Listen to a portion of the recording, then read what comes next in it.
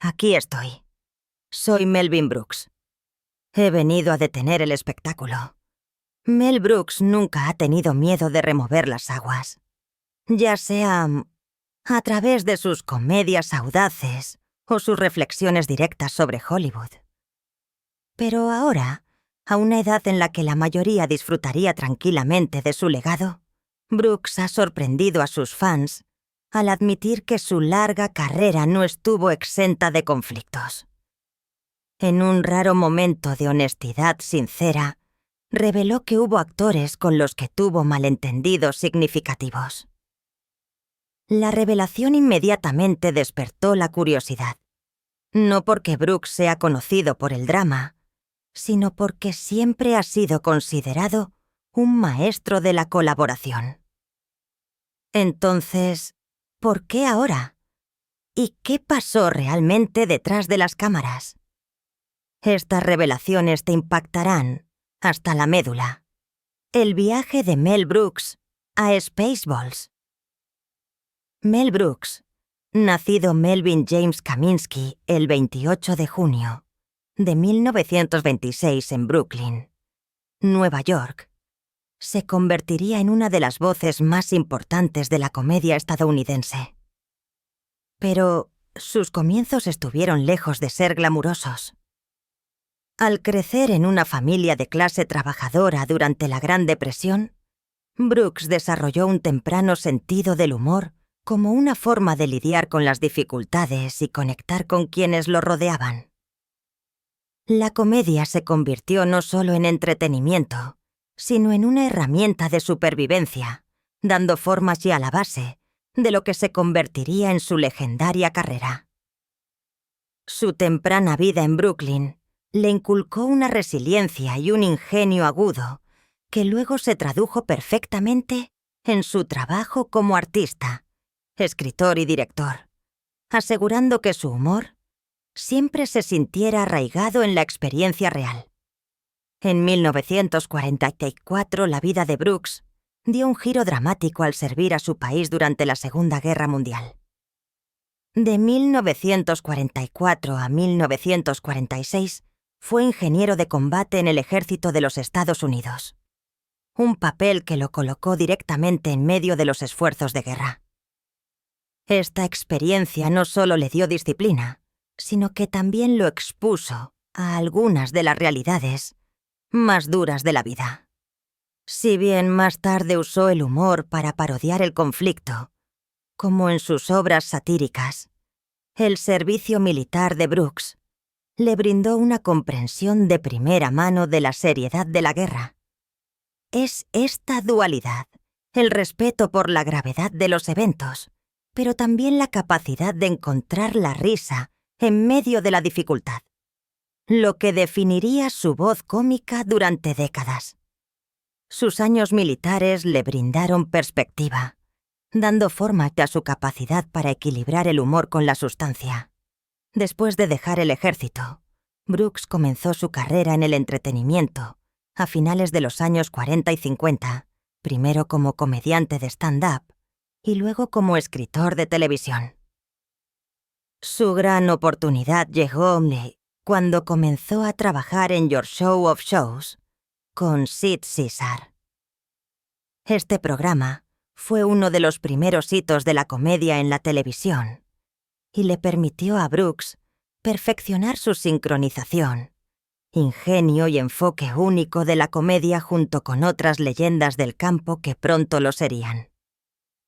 El ambiente era competitivo pero creativo, e impulsó a Brooks a encontrar su propia voz en un panorama que evolucionaba rápidamente con la llegada de la televisión. Este período demostró ser su campo de entrenamiento, brindándole una experiencia invaluable en la creación de sketches, personajes y diálogos cómicos que pudieran atraer a un público amplio. También le demostró que tenía la capacidad no solo de escribir chistes, sino de dar forma al ritmo y al tono de producciones enteras. En 1961, Brooks co-creó Get Smart con Buck Henry, y la serie se convirtió en un éxito instantáneo. El programa combinaba inteligentemente elementos de la ficción de espías con el agudo estilo cómico de Brooks, ofreciendo al público tanto sátira como entretenimiento, en un momento en que los dramas de espías como las películas de James Bond dominaban la cultura popular. Get Smart fue más que una simple parodia. Fue un fenómeno cultural, introduciendo personajes memorables y frases ingeniosas que siguen siendo reconocibles incluso hoy en día. El programa destacó la habilidad de Brooks para identificar tendencias y convertirlas en comedia, una habilidad que se convirtió en una de sus marcas registradas a lo largo de su carrera. Su éxito marcó a Brooks como alguien que podía innovar tanto en la pantalla pequeña como en la grande, dándole la confianza para emprender proyectos más ambiciosos. En 1967, Brooks había llevado su carrera al siguiente nivel al asumir el papel de escritor y director de la película The Producers. Esta película sobre un plan para obtener ganancias de un espectáculo de Broadway que está fracasando fue audaz en su premisa e innovadora en su humor. Si bien inicialmente provocó controversia por su audacia, finalmente le valió a Brooks el premio de la Academia al mejor guión original. The Producers no solo lanzó a Brooks como una fuerza en el cine, sino que también marcó el comienzo de una nueva era en la comedia, una que no tenía miedo de desafiar las convenciones, superar los límites y abordar temas considerados tabú en ese momento. Fue aquí donde el genio de Brooks, para combinar la sátira con la narración, realmente se desarrolló, preparando el escenario para una era de películas innovadoras que siguieron. El año marcó un momento decisivo en la carrera de Brooks, con el lanzamiento de dos películas que todavía se consideran obras maestras de la comedia: Blazing Saddles y Young Frankenstein. Ambas películas no solo fueron éxitos de crítica, sino también grandes éxitos de taquilla, consolidando el lugar de Brooks como una de las voces cómicas más audaces de Hollywood. Blazing Saddles superó los límites de la sátira al abordar el racismo a través del humor de una manera que fue a la vez impactante y perspicaz. Sostuvo un espejo a la sociedad estadounidense, utilizando la comedia para provocar la reflexión y la conversación sobre temas serios. Mientras tanto, Young Frankenstein, una parodia de las películas de terror clásicas, se hizo querida por su escritura inteligente, sus actuaciones estelares y su afectuoso homenaje al género que parodiaba. Lanzar dos películas de tal calibre en el mismo año fue un logro notable, que mostró la creatividad de Brooks en su punto máximo y demostró su equilibrio entre la comedia escandalosa y la narración sofisticada. En 1977, Brooks continuó su racha de parodia con High Anxiety, una cariñosa parodia de los thrillers de suspense de Alfred Hitchcock. Una vez más, demostró su capacidad para estudiar un género, comprender su mecánica y luego convertirlo en comedia sin perder el respeto por el material original. Si bien puede no haber alcanzado el estatus icónico de sus lanzamientos de 1974, High Anxiety demostró la versatilidad de Brooks y su disposición a desafiarse a sí mismo con nuevos estilos cómicos. Fue una prueba más de su talento para cerrar la brecha entre la sátira y el homenaje, combinando el humor agudo con una genuina apreciación por las obras que parodiaba. La década de 1980 trajo proyectos aún más ambiciosos de Brooks, consolidando su reputación como un cineasta que sabía cómo adaptarse a los tiempos cambiantes.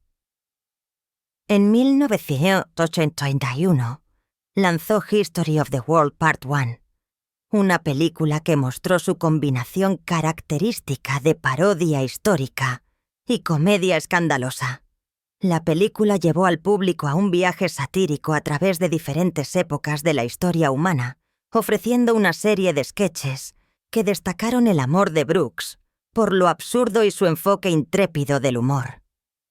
Aunque los críticos estaban divididos, el público apreció la gran ambición del proyecto, y desde entonces ha ganado un fuerte seguimiento. Más tarde en la década, dirigió Spaceballs en 1987, una parodia de la ciencia ficción y, particularmente, de la franquicia Star Wars. Spaceballs se convirtió en una de sus obras más queridas, atrayendo tanto a los fanáticos de la ciencia ficción como a la comedia, y sigue siendo un punto de referencia cultural, incluso hoy en día, citado y celebrado a través de generaciones. Las mayores controversias cinematográficas de Mel Brooks. La carrera de Mel Brooks, aunque llena de éxitos innovadores, no estuvo exenta de problemas y controversias. Su enfoque de la comedia a menudo era audaz, sin miedo a cruzar líneas que muchos otros en Hollywood habrían evitado. Esta audacia se convirtió tanto en una fuerza definitoria como en una fuente de críticas. Tanto el público como los críticos a menudo se encontraron divididos. Algunos elogiaron su aguda sátira y originalidad, mientras que otros sintieron que llevó la comedia demasiado lejos. Uno de los ejemplos más tempranos y notables de esta tensión fue el lanzamiento de The Producers en 1967. La película contaba la escandalosa historia de dos hombres que conspiraban para hacerse ricos produciendo el peor musical de Broadway que pudieran crear, apostando a su fracaso. El tema elegido, una producción llamada Springtime for Hitler, un musical que se atrevió a presentar a Adolf Hitler y a la Alemania nazi desde una perspectiva cómica. Desde su misma premisa, la película generó un debate inmediato. La idea de convertir a una de las figuras más oscuras de la historia en objeto de humor era para muchos no solo impensable, sino profundamente ofensiva. A mediados de la década de 1960, las heridas de la Segunda Guerra Mundial aún estaban frescas en la memoria cultural. Había veteranos vivos que habían luchado contra el régimen nazi, y los sobrevivientes del Holocausto estaban trabajando para reconstruir sus vidas. Presentar a Hitler en el escenario, cantando y bailando, parecía cruzar una línea que nunca debió cruzarse. Algunos estudios incluso dudaron en estrenar la película, temiendo una reacción pública enojada o acusaciones de grave insensibilidad. En ese momento, las bromas que involucraban a Hitler o los horrores del Holocausto se consideraban intocables. Al elegir usarlos como base para su comedia, Brooks se colocó directamente en medio de un debate cultural sobre los límites del humor. La pregunta central se convirtió en: ¿era aceptable reírse de una historia tan seria? ¿O la comedia disminuía el recuerdo del dolor y el sufrimiento causados por los nazis? Para algunos, la sátira de la película ofrecía una forma innovadora de confrontar el pasado, despojando a Hitler de su amenaza al convertirlo en una ridícula caricatura. Para otros, no importa cuán inteligente fuera la sátira, había algo inquietante en hacer del genocidio y el fascismo el tema del entretenimiento.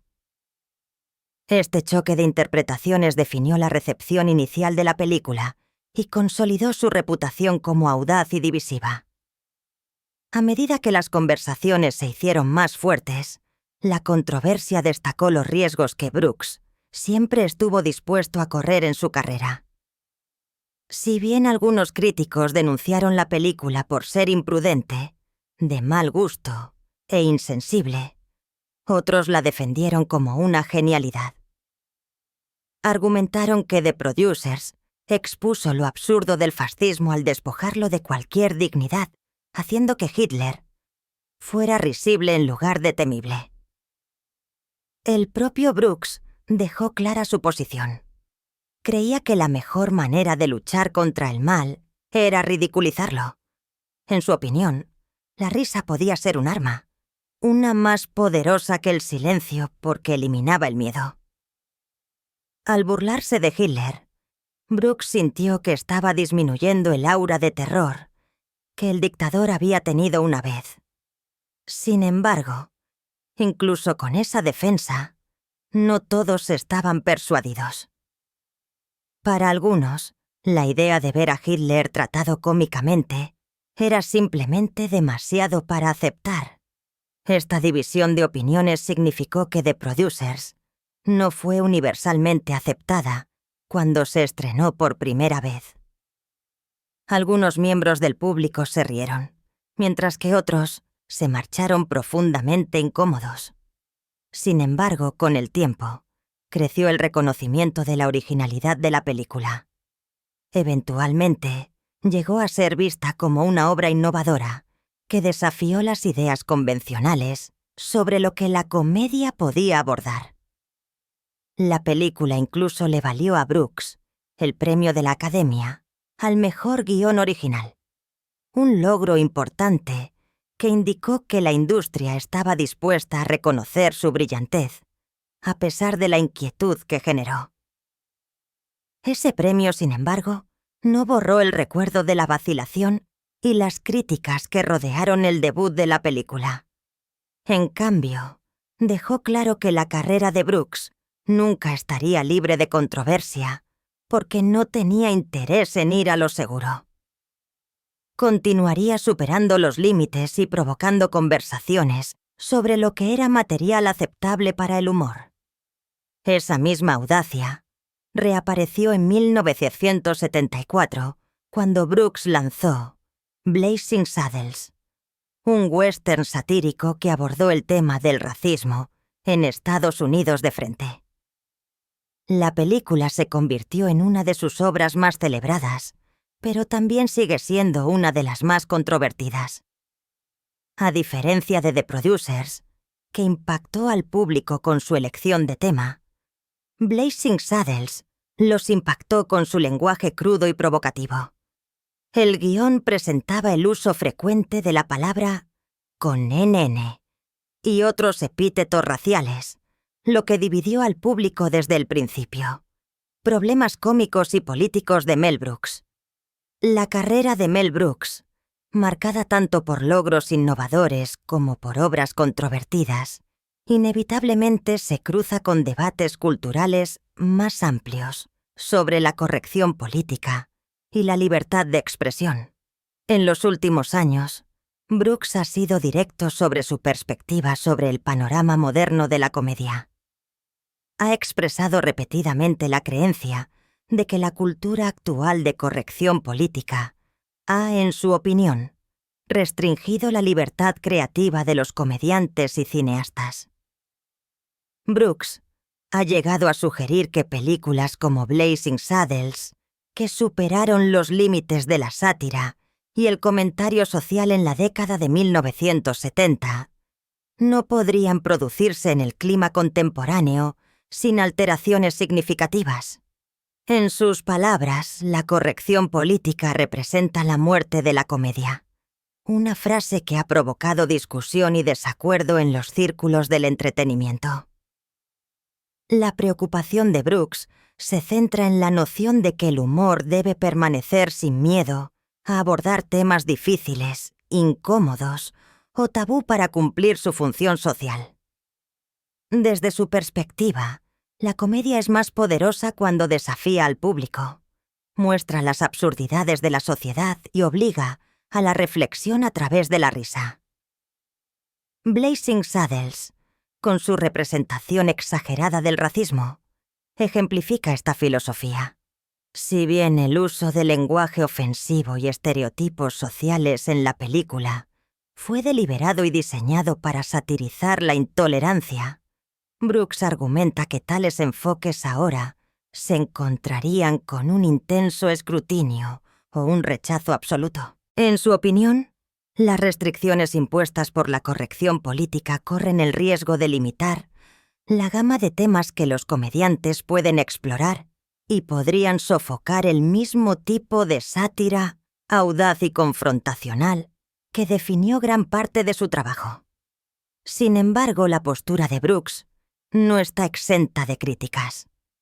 Muchos observadores argumentan que su enfoque en la libertad creativa a veces pasa por alto el daño real que cierto contenido cómico puede causar. Si bien la sátira históricamente ha proporcionado una forma de criticar las injusticias sociales y desafiar a la autoridad, el lenguaje y las imágenes que perpetúan los estereotipos o se dirigen a grupos marginados pueden reforzar el prejuicio en lugar de desmantelarlo. Los críticos señalan que el público es diverso y que lo que podría considerarse una burla en un contexto podría experimentarse como dañino o degradante en otro. En este sentido, la corrección política no se ve como un ataque a la comedia, sino como un mecanismo social para garantizar que el humor no contribuya a la discriminación o la opresión continuas.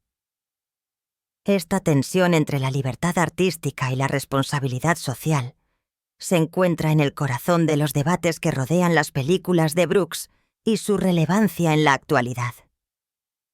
La discusión se vuelve aún más compleja al considerar cómo los estándares y las percepciones evolucionan con el tiempo.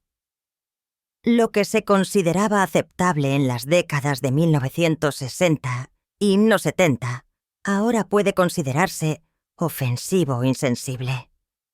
Películas como Blazing Saddles, una vez celebradas por su confrontación audaz del racismo, ahora se revisan con ojo crítico.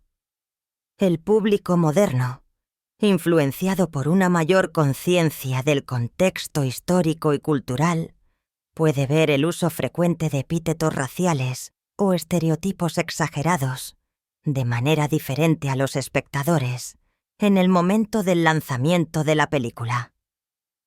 A medida que la comprensión de la justicia social, la raza y la representación por parte de la sociedad se ha profundizado, el contenido que originalmente se enmarcó como sátira ahora puede provocar incomodidad o crítica. Estos estándares cambiantes ilustran cómo el contexto cultural da forma a la recepción de la comedia y los desafíos que enfrentan los cineastas cuando sus obras pasadas son evaluadas por las normas contemporáneas. En respuesta a este panorama en evolución, algunos relanzamientos de las películas de Brooks han incluido exenciones de responsabilidad o encuadres contextuales. Por ejemplo, cuando Blazing Saddles se reedita en plataformas de transmisión o medios domésticos, a menudo se acompaña de notas que reconocen que la película contiene lenguaje y representaciones que reflejan la época en la que se realizó. Estas medidas tienen como objetivo preservar la importancia histórica y artística de la película, al tiempo que informan a los espectadores sobre el contenido que puede ser ofensivo. El uso de exenciones de responsabilidad demuestra un intento de equilibrar la libertad de expresión con la sensibilidad a las experiencias de la audiencia. También destaca las complejas negociaciones que se producen cuando las obras de arte se evalúan décadas después de su creación, lo que demuestra que la comedia no existe en un vacío cultural, sino que siempre está entrelazada con los valores y normas sociales. Las observaciones de Brooks sobre la corrección política también se cruzan con conversaciones más amplias sobre el papel del humor en la sociedad. La comedia ha funcionado durante mucho tiempo como entretenimiento y comentario social, dando a los creadores una plataforma para criticar la autoridad, satirizar la injusticia y explorar ideas controvertidas. Desde la perspectiva de Brooks, la sátira que aborda temas difíciles, incluidos el racismo, las atrocidades históricas o los tabúes culturales, es una herramienta vital para provocar la reflexión y desafiar la complacencia al exagerar los prejuicios y resaltar lo absurdo. Películas como Blazing Saddles obligan al público a enfrentarse a realidades incómodas de una manera que los medios más serios podrían no hacer. Sin embargo, a medida que la conciencia de la sociedad sobre la marginación y la opresión ha aumentado, los límites del humor aceptable han cambiado.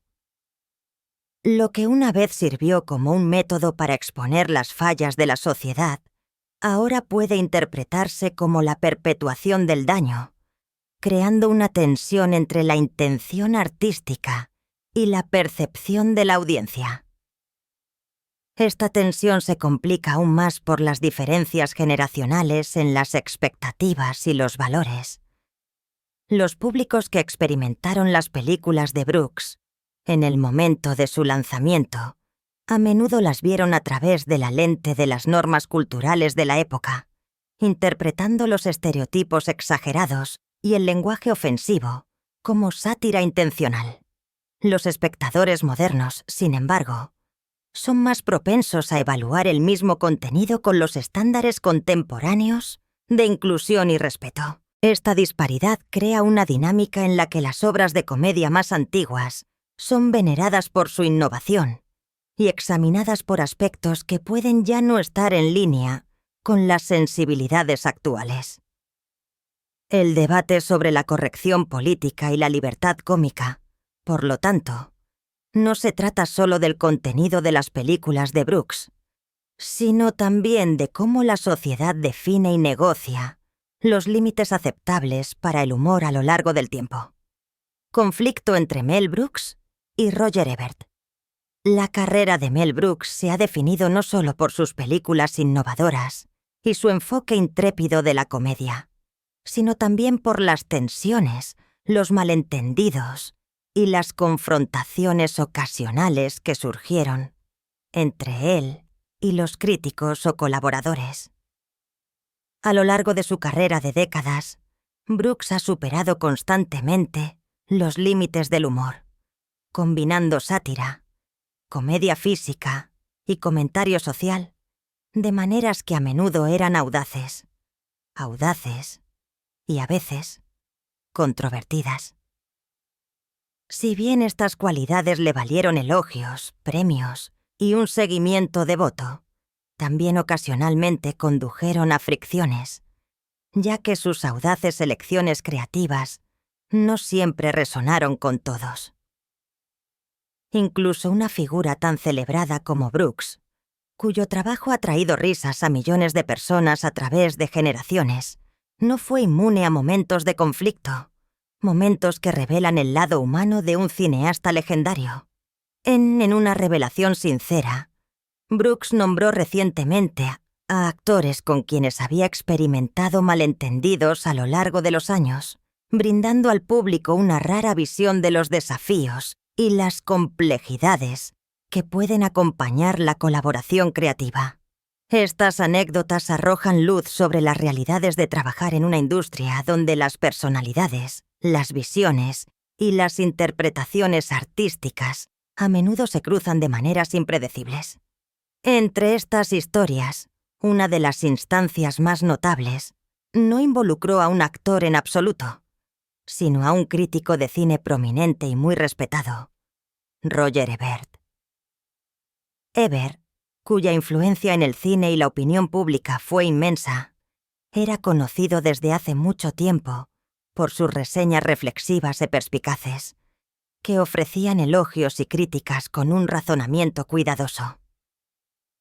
Cuando revisó la comedia de Brooks de 1995, Drácula Dead and Loving It, sin embargo, su opinión fue decididamente negativa. La película, una parodia de la historia de terror clásica de Bram Stoker, fue recibida con críticas por lo que Ebert describió como humor que no funcionó y una ejecución cómica que no aterrizó por completo. Si bien las críticas negativas son un aspecto inevitable de la carrera de cualquier cineasta, para alguien como Brooks, cuyo trabajo a menudo ha sido intencionalmente provocativo y desafiante, tales críticas podrían sentirse particularmente personales.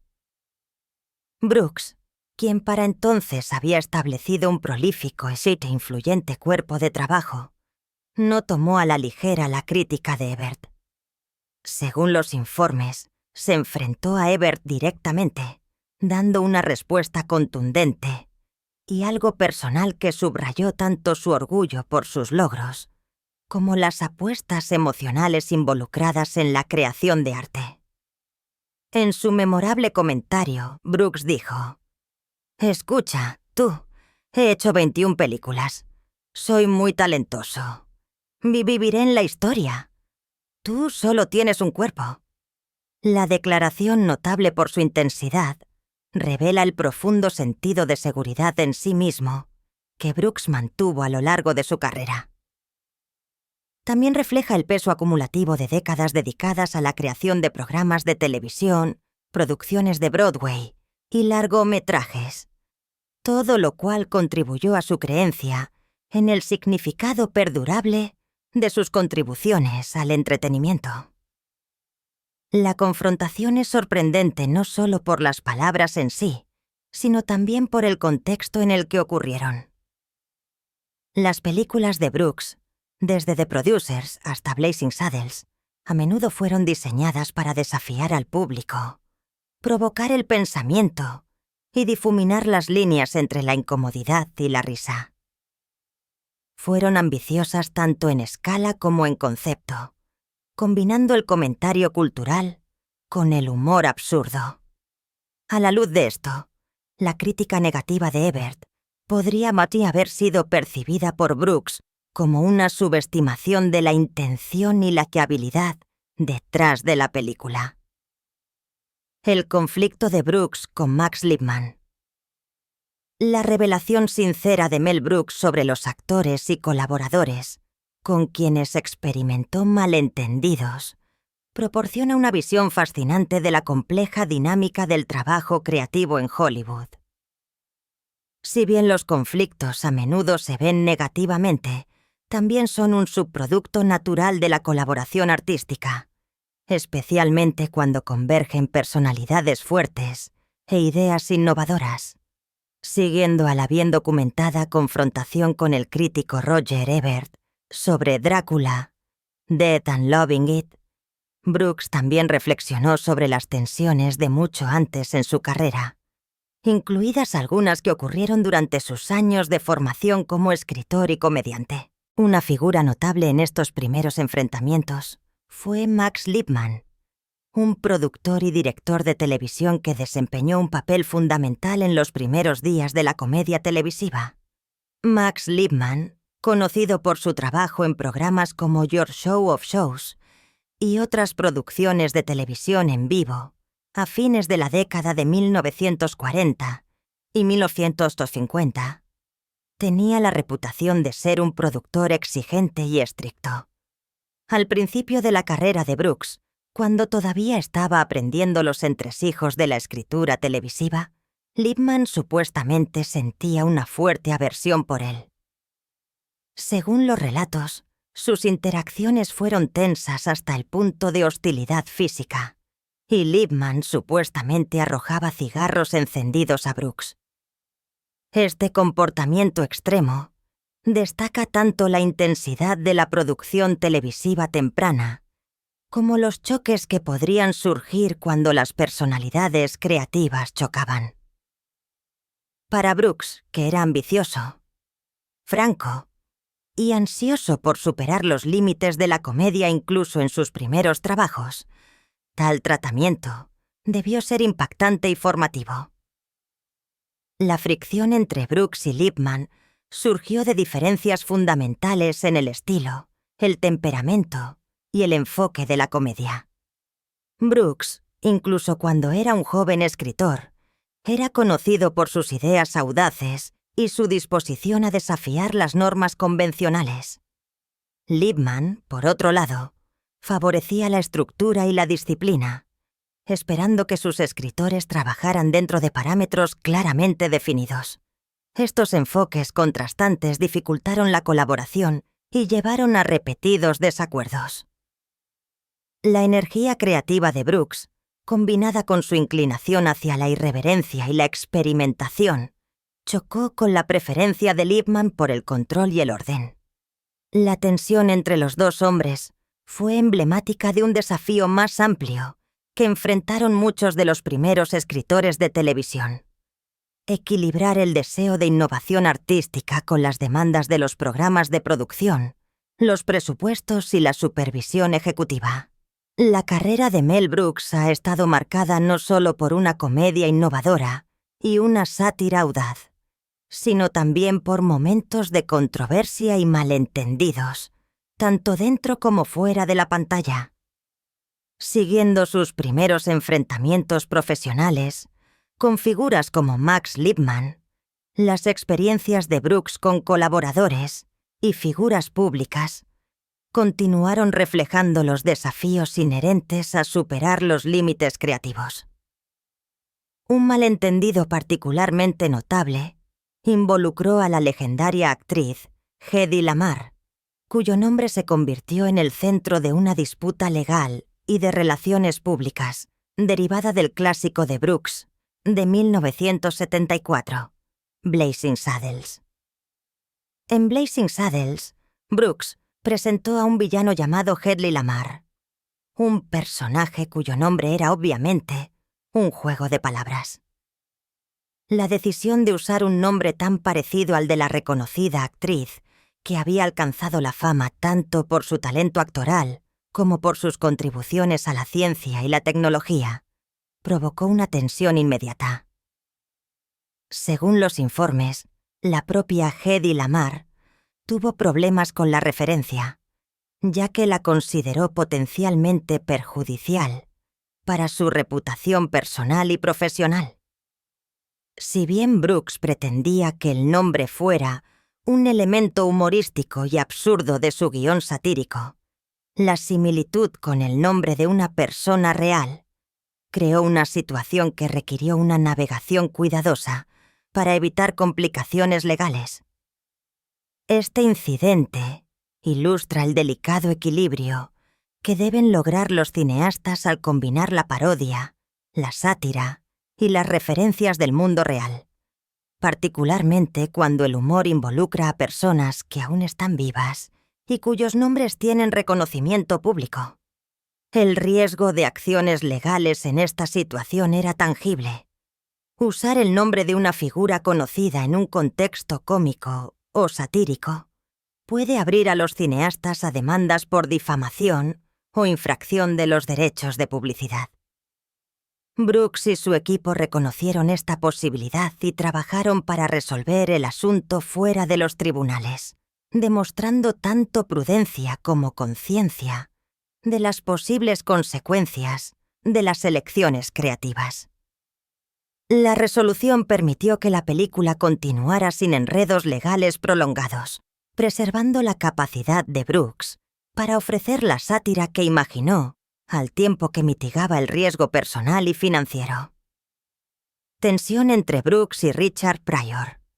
La carrera de Mel Brooks siempre se ha caracterizado por una combinación de creatividad audaz, humor que supera los límites y el choque ocasional con colaboradores, críticos y responsables de la toma de decisiones de la industria. Como hemos visto con anécdotas anteriores que involucran a Roger Ebert, Max Liebman y Hedy Lamarr, la visión de Brooks sobre la comedia a veces chocaba con las expectativas externas, las preocupaciones legales o las personalidades fuertes. Otro ejemplo intrigante de tensión en la carrera de Brooks, aunque menos personal y más ligado a las decisiones de producción, involucró el casting de su icónica película Blazing Saddles y la posible participación del legendario comediante Richard Pryor.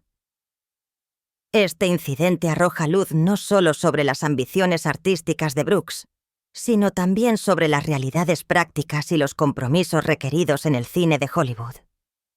Durante el desarrollo de Blazing Saddles, Brooks inicialmente imaginó a Richard Pryor en el papel principal del sheriff Bart. Pryor, ampliamente considerado como uno de los comediantes más innovadores e influyentes de su tiempo, poseía un talento para el comentario social agudo, la improvisación y la expresión cómica audaz que se alineaba con la audaz sátira que Brooks pretendía para la película. El interés de Brooks en el casting de Pryor demostró su deseo de aportar no solo talento, sino una energía y una sensibilidad específicas al personaje. Una combinación de ingenio, carisma y humor subversivo por el que Pryor era conocido. Brooks vio en Pryor el potencial para elevar la crítica incisiva del racismo en la película, con una actuación que pudiera navegar tanto la comedia como el comentario social con matices y audacia. Sin embargo, la idea de elegir a Pryor rápidamente encontró resistencia por parte del estudio. En ese momento, Pryor tenía una reputación pública controvertida, en parte debido a su enfoque franco sobre la raza, el humor políticamente cargado y sus problemas con el abuso de sustancias. A los estudios les preocupaba que estos factores pudieran representar riesgos financieros o de relaciones públicas, temiendo reacciones negativas, un comportamiento impredecible en el set o publicidad negativa que pudiera eclipsar el mensaje pretendido de la película. De esta manera, lo que comenzó como una preferencia de casting se convirtió en una negociación entre la visión creativa y la precaución corporativa. Mel Brooks desafía al productor por Gene Wilder. La carrera de Mel Brooks, como hemos rastreado a través de sus interacciones con críticos, colaboradores y miembros potenciales del elenco, demuestra un tema recurrente: la tensión entre la visión creativa y las presiones externas. Desde los primeros conflictos con Max Lipman hasta las negociaciones de casting que involucran a Richard Pryor, Brooks ha navegado repetidamente por la compleja dinámica de la colaboración y la autoridad en la industria del entretenimiento. Otro episodio revelador en esta historia continua de tensión y negociación involucró la realización de The Producers y la influencia de los ejecutivos y productores del estudio sobre las decisiones de casting. Específicamente, la participación de Joseph L. Bain, un productor prominente en Hollywood en ese momento. Esta historia ilustra otra dimensión más de la carrera de Brooks: su relación con el lado corporativo del cine y su capacidad para hacer valer su visión artística frente a la presión institucional. Durante la producción de The Producers, Brooks enfrentó la presión de Joseph Levine, un productor con una influencia y experiencia sustanciales en la industria. Según los informes, Levine le indicó a Brooks que eliminara a Gene Wilder del proyecto, considerándolo de aspecto divertido y sugiriendo que la película se beneficiaría de un actor principal con mayor atractivo estelar. Esta intervención representó un ejemplo clásico de la tensión que puede surgir cuando las consideraciones comerciales se cruzan con el juicio artístico. Los ejecutivos de estudio y los productores responsables del éxito financiero de un proyecto a menudo evalúan las opciones de casting no solo en función del talento, sino también en la comercialización percibida, el atractivo para el público y el poder estelar existente. En este caso, la directiva de Levine se basó en la creencia de que un actor más atractivo o famoso aumentaría la viabilidad comercial de la película. Brooks, sin embargo, se mantuvo firme en su creencia de que Gene Wilder era el actor ideal para el papel en cuestión. Wilder, que ya demostraba un talento excepcional y una sincronización cómica, poseía las habilidades matizadas que Brooks valoraba para el proyecto. Brooks reconoció que la capacidad de Wilder para ofrecer tanto humor sutil como energía cómica exagerada Era esencial para realizar la visión de The Producers.